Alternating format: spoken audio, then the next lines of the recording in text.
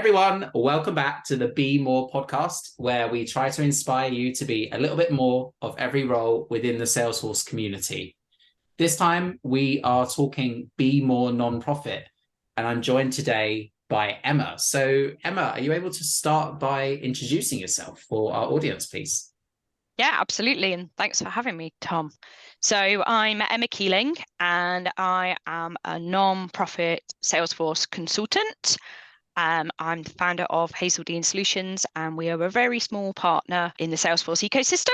And I'm also leader of the Midlands Nonprofit User Group. Awesome. Well, thanks for joining us today. So for this episode, we're talking about being more nonprofit. So I guess we're kind of personifying a nonprofit consultant. So bearing that in mind, how would you describe the role of a nonprofit consultant for our audience? What does that typically entail? What I generally find is it's working with people in the nonprofit sector. So as opposed to organizations who are working to make a profit, you're working with organizations who are generally trying to further a cause. You know, they're trying to deliver a mission, they might be fundraising, or they could be managing programs. So, you know, they're trying to further that cause, or it could be that they're grant makers. So they could be, you know, delivering grants. So they kind of come in all different shapes and sizes, particularly sizes, you know, right down to the tiny little small nonprofits. And they're the ones I love to work with, but right up to the bigger nonprofits as well. On a typical project, how does your role interact with other roles? What other roles might be involved in a project? So it really varies. So for me, I don't do a huge number of implementations. I often work on existing solutions that are already there, and I work with the end client to develop that. I also have worked on new installs. And one I did with a very small nonprofit. So actually that just needed, from a Salesforce side, me. And then their side, it needed kind of all their decision makers, people who are going to use the system, the end users, to really understand what are we building, and, you know, how do we need it to work, and what are the kind of minimum viable product type things we need to get in there. I've equally recently just literally went live a couple of weeks ago, where I got to do a really interesting project because I was on the client side working with another partner. So I got to work with Give Clarity. So I was basically approached to say, would you be happy to work on this project? You know, would you do this as a project manager role? And I was like, ooh, I'm like, if Give Clarity will have me there, you know, and they were really happy to have me there, and that worked really well. So that's been really interesting for me. So I've been kind of on the client side, but kind of being able to do almost an in-between role of sort of helping triage stuff through, sense checking stuff from both sides, and then sort of adding value to that, which has been really nice. And then in that project, Give Clarity gave us, we had a project manager, we had a lead consultant. Yeah. We had another functional consultant. We also had a technical architect, because Give Clarity have got technical architects. We had a couple of developers in the background. They did the odd little bit when we needed a little bit of code. They stepped in. Give Clarity have a couple of like quick starts of things like consent. So they stepped in with that, which was really good, and also helped with things like they had Experience Cloud going live as well. And then from the client side, my official title during the project was project manager. However, it was sort of project manager / Salesforce consultant / taskmaster / whatever. And then from the client, we had somebody who dealt with kind of all the data. We had somebody who really was the project sponsor, but he actually did, to be fair, almost everything. I would not normally say to run a project like that. He was definitely on the risk register because there was like, but he was amazing and really good. He had a really great understanding of how their database was already set up. So he actually ended up dealing with a lot of the data. He was going to outsource it and had somebody who'd previously worked on their old CRM. And actually this guy then kind of didn't materialize. So he was able to step in and do that, which was fantastic. And then we had each main team. So we had fundraising and programs, really. We had kind of a head person from each of those, and marketing, so did Marketing Cloud, and we had a head person from there. So that's kind of how we slotted everybody in, and it kind of went, up. And then at the top, we had sort of almost like the PMs from either side. So me and then Ada from Give Clarity kind of came together. So yeah, it was really interesting. It was an amazing project. I'd do it all again. Awesome. And maybe for our audience, you could touch on a little bit of the different elements of nonprofit cloud, and in particular, like with that example, if you're able to share which features you used or didn't use. People who are in the nonprofit world in Salesforce are probably already aware of the fact that Salesforce have recently released their nonprofit cloud. Yeah. Not to be confused with the SKU name that they previously used, which was sales and service with NPSP on top, program management module on top, outbound funds on top, accounting subledger on top.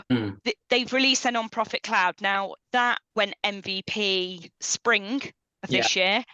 And then fundraising is only coming out in the next release in a couple of weeks, probably around the time this goes live. So that product isn't necessarily right for everybody, and there's still people installing NPSP. So what you historically had was the nonprofit success pack, which has been around for, and I'm not going to get the dates right, and someone's going to listen to it and be like, what? But a long time, let's say. And that's been being installed, and it's had different versions, and that was traditionally run by Salesforce.org. Salesforce.org got acquired by .com. And so we're now at the point where nonprofit cloud is actually being built on core. So we're going to get loads of the functionality from industry. So things like Omni Studio is one of them, which is going to be built in. Person accounts. Yeah. We won't talk about those, although anybody who gets to listen to Chase Schultz talk about what he wrote a blog article on why he hated them and now he advocates for them. That's incredible. He's a great guy. Nonprofit cloud is very new. A lot of people haven't installed it yet, to be fair, and we're not really advocating for people to necessarily migrate, because at the moment it's a full migration, and you're going to lose functionality probably at the moment that you'd already got, not necessarily gain. Depends what your use case is, but generally that's where they're at, and they're starting to work up parity between the two. Project I've just done and historically done have all been nonprofit success pack built on top of sales and service. So you've got the joy of Sales Cloud, Service Cloud, you've got, your opportunities, your contacts, your accounts, your cases, all of that good stuff. And then you've got NPSP built on top, which brings in the functionality of things like households, which are effectively, they're just accounts, which bring together contacts. You've got things like recurring donations, because you kind of need that sort of functionality to be able to do fundraising. You've got products like PMM, which is the program management module, which is another managed package. Got outbound funds for those who are doing grants that are going out. So a lot of that is now all being converted, and it depends. I would definitely say if your programs or grants or case management, new nonprofit cloud is very, very promising. Fundraising, I think we've got some more gaps to fill before that's like the go for it. I guess with every new Salesforce product or cloud, it takes a couple of releases to kind of settle in. Absolutely. And I think that's the other thing. I think it's challenging for nonprofits who want to start now because they're not into a project. The project I've just worked on has taken 15 months to go live. So it's that thing of, well, what are we going to get? We're looking at roadmaps, but obviously forward-looking statement, please buy based on readily available features, causes a little bit of a challenge there, right? Because you're looking at it and you're like, well, I can't be guaranteed that what I need is going to be there. But there's some great conversations going on, and they're doing everything they can to kind of make it clear what is on the roadmap and what is more of that's definitely a future thought, let's wait. Yeah, and it was a little bit controversial that they kind of put it under the industry's banner as well, right? So, yeah, I don't think I'm wrong in saying this, but last November, when it was announced, at least it was announced to partners, all under NDA, and that was really difficult. So I'm in the middle of an install with this nonprofit, knowing they're installing NPSP and going, oh my God, what does this mean? And Yeah. initially, we didn't really know what it meant. I'd literally just come back from Dubai. I'd been on holiday in Dubai. It was my first day back in work, joined this partner call, and it was like, what? We're doing what? And I Mm. think even, for any of us who are consultants, this is a big change. And we've also got to now have all that historical knowledge to support existing clients, and we've got to learn whole new products that then we're the experts in. Yeah. So, I think Salesforce are really trying now. I think we gave them loads of feedback, particularly around it being under NDA. I'm actually attending Nonprofit Dreaming at the end of this month. So I'm going to Chicago, and I'm going to the Open Source Commons Community Sprint, and then I'm going to Nonprofit Dreaming. And I think for me, it's the first time I've met so many of these rock stars in the ecosystem. I can't wait. There are so many people I can't wait to meet. But equally, I think that's going to be a really good time to actually talk to people about, okay, we're like a year on almost. Mm. Where are we at? How do we feel? And there's already people talking about how do we sit down and figure out the way through some of this? How do we enable, I've got a great love for the small nonprofits, people like Michael Klodner's in the same space. He's like, how do we people struggle now to understand that contacts go in a household. Like when we roll out to these small nonprofits, they can be like, oh, what? And now the whole, what they're calling the party group model, I believe, or the group party model. I can never get it right, but it's quite it's complicated. It's complex, which is maybe great. It's great for the bigger nonprofits, but how do we tailor that down and not give them too many options? And they're talking about how do we do that as a collective.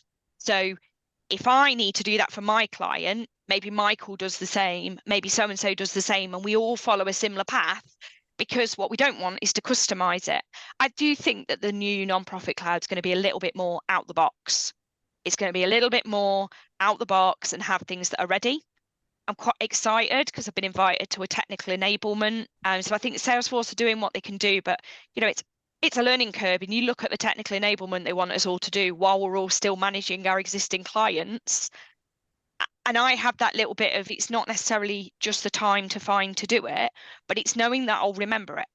Yeah. Because I'm a little bit like, it's great, I can go away and learn all of this. So I spent early on, because it was very PMM and grants, I Mm. was a bit like, I can go and do all this enablement, but I'm not going to touch a non-profit cloud PMM grants org for probably quite a long time. Yeah. So shall I go and do all the learning now, or shall I just do, and what I've done generally is just done the overview. I know what it does, I know how similar it is, I've got a good idea of the features, but I've not really learnt it. Mm.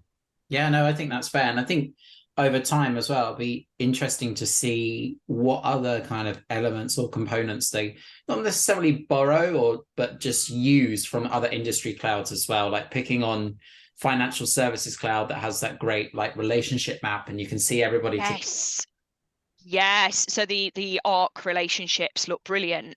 Now, what's interesting about those is, that's fantastic, particularly when you're dealing with a lot of philanthropy and, high level fundraising. Brilliant. A lot of the nonprofits I work with are dealing with a lot of individual givers. They're not looking at those relationships, and it's very different. And I know Salesforce have now approached that we've got mass market, but I think there's still that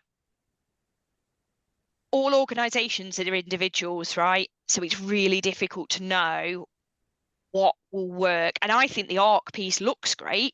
I think some organizations are going to be like, that's amazing. And some organizations are just going to be like, why would I spend all my time putting information like that in there? Who's going to use it? You Yeah. know? And so I think that, but I'm hoping, like you say, one of the big, let's say, promises is, well, we're going to benefit from other industries pushing stuff forward. And I do think that that is great. I just want to caveat this for anybody who listens to it and goes, oh my God, NPSP, it's going away. It's not. It's not. They are committed to keeping the product alive and fed and watered.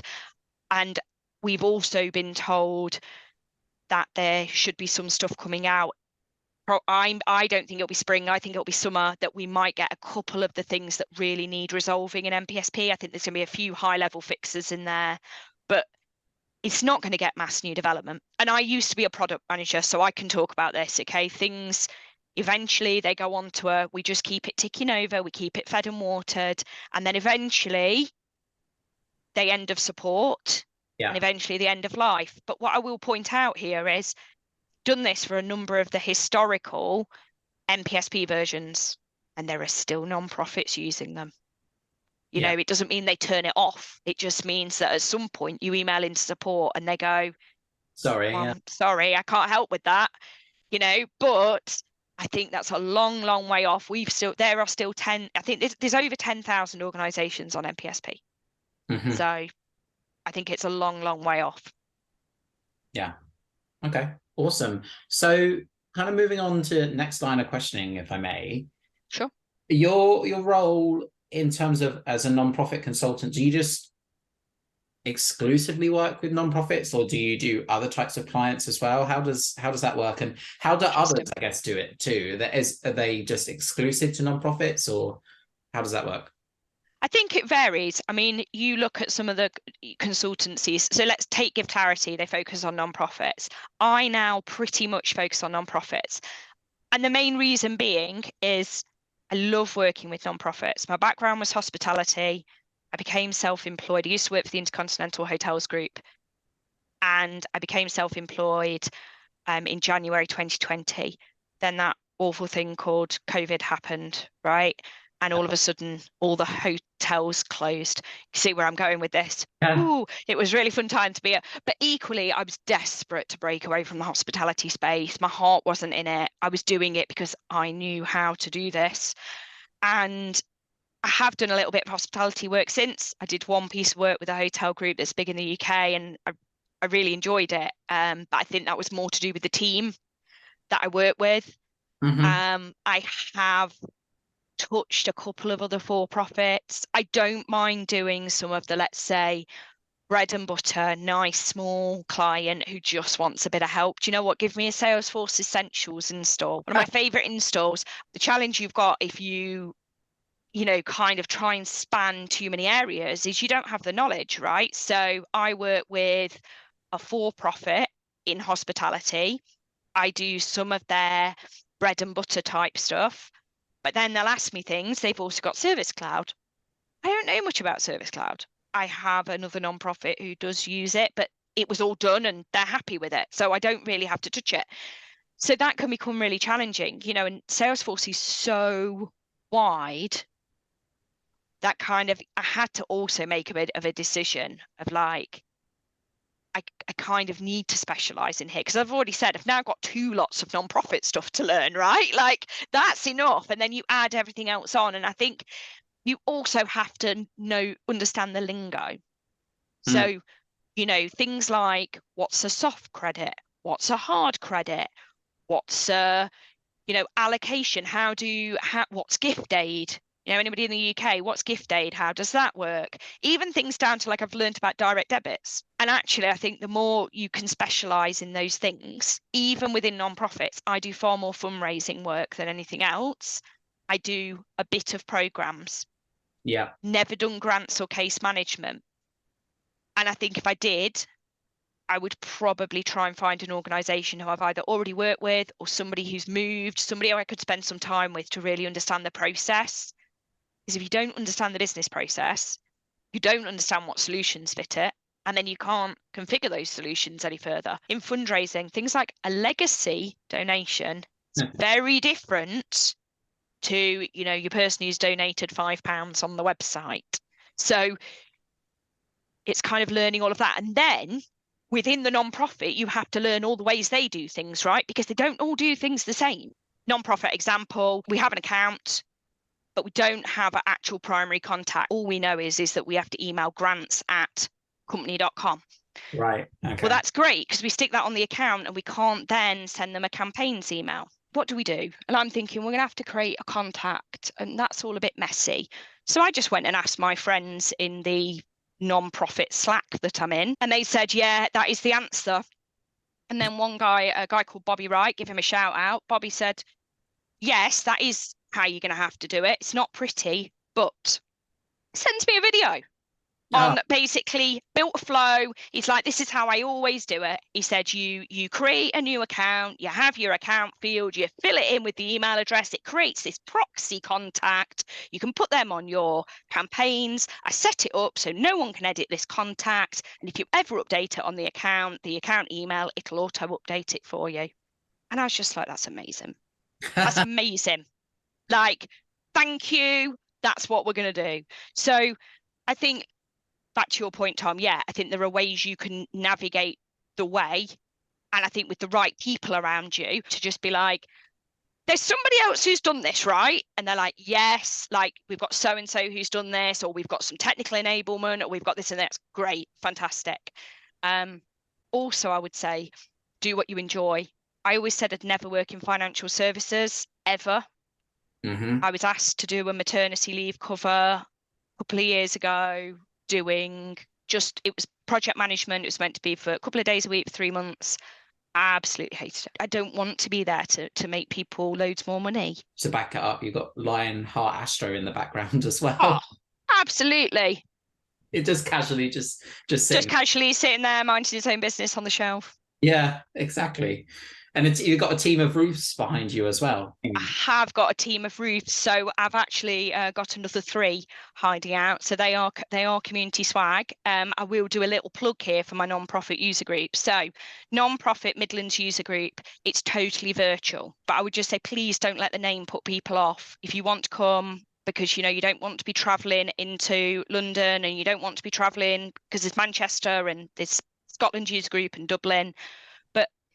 We still appreciate that people can't always get there face to face, right? As much as it's so nice to see people in person, it's just not always possible. And also we have different topics. So, if you see a topic that you're interested in, feel free to come along. Anybody's welcome. I get a few people who say, oh, well, I'm in Wales, so I'm not in the Midlands. I'm like, it's fine. I'm like, I'm not picky. I'm not going to kick you out. Come along. We're generally EMEA focused, but equally we've had people from the Americas come. Which is great. We've had people even from the Americas come and present, so please do. Geography is not a boundary anymore when you have absolutely not. And you too could win a roof. So come along, win some swag. We'd love to have you there. And I mean, if you feel that way inclined, and we're talking about geographies now, but if you come to the London Architect user group, we have some swag for you too. Yeah, absolutely. Everyone should go to that as well. Time to debunk a myth. Is there kind of a myth or like an old wives' tale or something about being kind of non-profit in the Salesforce ecosystem that you'd like to clarify or kind of debunk at all? Do you know what? Yes, actually. What I'd say is, please don't try and go and get your experience by volunteering at a non-profit. So if you don't have Salesforce on-hand experience, please don't just offer yourself up to the nearest non-profit. Barbara Christensen, who leads the Commons non-profit video group, Barbara posted the other day on Twitter saying, she's works at a consultancy and she's had to do yet another non-profit who's come and said, oh, we've had a volunteer in and they've built all this stuff and it doesn't work. They broke stuff and now they're having to pay their way out of it. So what I would say is, there's trailhead badges that tell you all about how to get experience and what to do and what not to do. And they call out in there, do not go to a non-profit. Don't get me wrong. Go to a non-profit and help input data in a Salesforce system. I know somebody who did that because that taught them how Salesforce works from a user perspective. Great, that helps. Go and spend time maybe pulling some reports for them. Help them maybe identify where some of the gaps are and where they can grow. Go and play maybe in a developer org, but please don't put stuff in production because it can really have detrimental effects. And then that poor non-profit has to pay their way out of it when you press the wrong button. Yeah, definitely. So, they're not a playground. You wouldn't go and do that with a for-profit. So don't see a non-profit because they allow volunteers as somewhere you can just play. And I guess with a non-profit, you could potentially have kind of bigger consequences than for-profit, right? Sometimes. Well, absolutely, because where you can look at it is a for-profit can probably afford to buy their way out of it, whereas a non-profit potentially, those funds are limited. They've got trustees they've got to explain themselves to, and the Charities Commission in the UK, for example. If you monumentally break something, that could have, big impact. Okay, so it's been great to have you on the show today, and hopefully between us, we've inspired people to be a little bit more non-profit. So that's awesome. Before I do let you go, is there a way for people to connect with you? You mentioned your user group already, to be inspired, and perhaps is there a way for people to join that community you mentioned on Slack? Yeah, okay. So you can find me on LinkedIn, and I'm still on Twitter, Yeah, X, whatever that's yeah. called. The other place you can get lots of help is also Ohana Slack. So if you're in Ohana Slack, there are non-profit channels, and there's lots of people in there who are willing to answer questions as well. Also, Trailblazer community, what was so Power of Us as such, as was. Power of Us Yeah. is no more, but that's still there, and there are still people actively answering questions on there. Awesome. And I'll be sure to put those links in the video description as well. Yeah, hopefully, as I say, we inspire some people together to be more non-profit. So thanks for your time. Not a problem. Thanks for having me, Tom. Thanks for tuning in to Be More with Tom Bassett. Don't forget to like, subscribe, and leave any feedback in the comments.